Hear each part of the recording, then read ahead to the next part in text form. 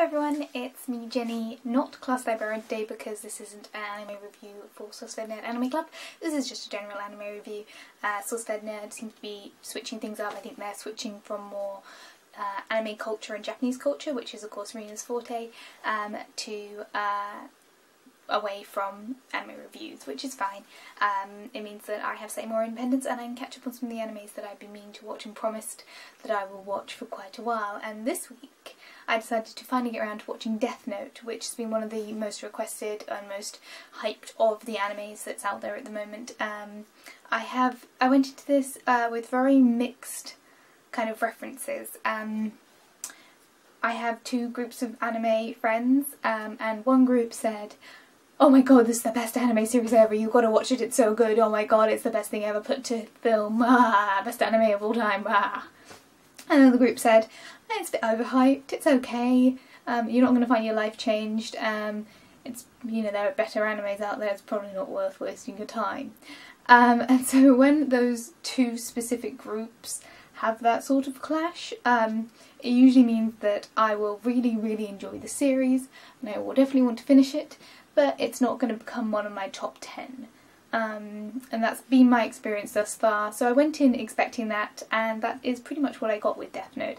I'm really enjoying it. I really like the fact that it is a what would you do type story.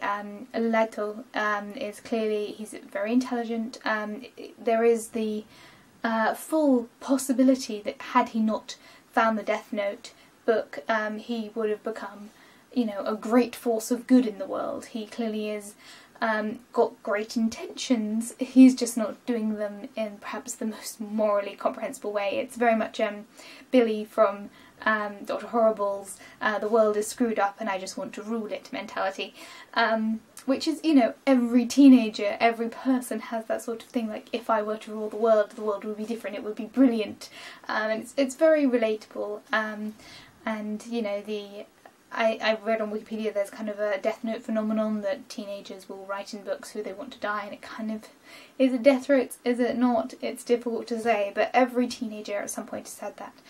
If I could just get rid of this person in my life, my world would be a better place.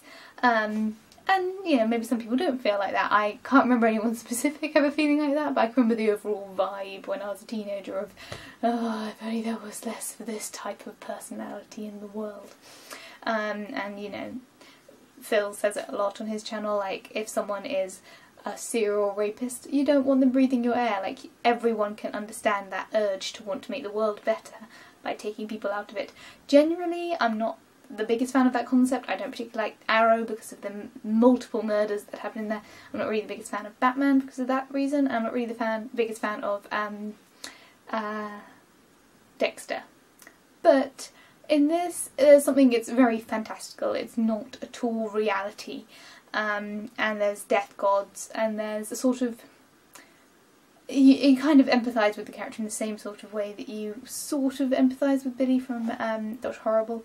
It's a very different relationship, and I like the way that even though I don't particularly like Light's decisions, you are rooting for him. You are, you know, you're with him in the tension. You're like, will he get caught? Will he not get caught? How will he get out of this situation?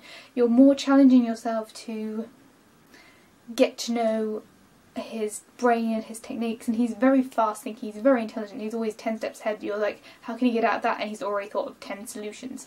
And he's the perfect foil for Elle, who is exactly the same in terms of his thought process, but is on the different side of the coin. So you're rooting for both of these characters, at least at the point that I've got to. I haven't finished the series yet. I will finish the series because I am enjoying it, but I think I'm on episode 10. Elle has just made himself known, which is really nice, because you actually get to see Light, who is very calm and controlled, actually getting stressed. I like the manicness of this. Clearly Light is a little bit on the crazy side, which he has been for a while, but it's nice to actually see it happening. I like the kind of death god addiction to apples, because clearly the Death Note for humans has got addictive properties. It is like a frenzied addiction. While obviously for the comparison, the apple, which is of course a religious metaphor, comes on in, and you know, not just Christian religion, there's also lots of apples and stuff in Greek mythology, and I think there's some in Roman as well. But basically, I love the apples thing. I think it's charming. The design for Ruku is really freaking creepy. In fact, all the death gods are really freaking creepy. And I like the fact that, like, it's something that I've always I found interesting, particularly about Greek mythology, is the concept of just bored deities. Like, they've got all this power, but they're immortal, they've got really nothing to do. And I like the fact that he is just a bored guy trying to find some entertainment, and he just happens to stumble upon this boy genius, who is, you know, has the potential to be great and really good, but just that one turning point and he's taken it on the wrong level. Yeah. Genuinely, I am interested to see how it goes. It's not going to be one of my favourites. I don't really like the overall moral compass, but I find it interesting with these characters. These characters are interesting enough to have on screen that I'm enjoying it.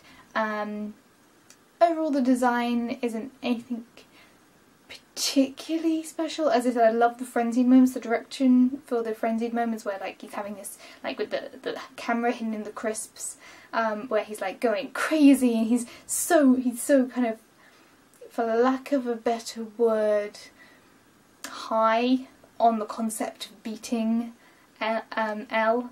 I really love that scene, and that direction in that was amazing. And also the way that they mess with colours when they have an emotional point and they go with the reds and the blues, so you really get that comparison between Elle and Light. I really like the juxtaposition of those two characters. They really work well together. They're such great foils for each other, and it is a really good, not necessarily good versus evil, but I've got to say that Light is really, sometimes he's really fucking evil. Like, really. Like, you try and empathise with him, and then he straight up tells one of the characters that we've got to know, that he basically forces her to commit suicide, and that's freaking dark, and you see it in her face, and oh my gosh. Anyway, that's my quickie first impressions review of Death Note. I've only watched the first 10 episodes, so no spoilers please in the comments after episode 10. Feel free to tell me that you hate my review, you love my review, I'm the worst reviewer on the planet. And hopefully I'll see you guys for another anime review in 2 weeks. It'll either be with SourceFed if they bring back Anime Club, or it'll just be another random review. If you want me to review something specific, feel free to put it down in the comments. I might consider it. It depends on how long it is and how well I can balance my time. And for next week it will be a random book review, I believe, or books. Probably lots and lots of books review. It's going to be a couple of double episodes, so yeah, see you next Friday. Bye guys.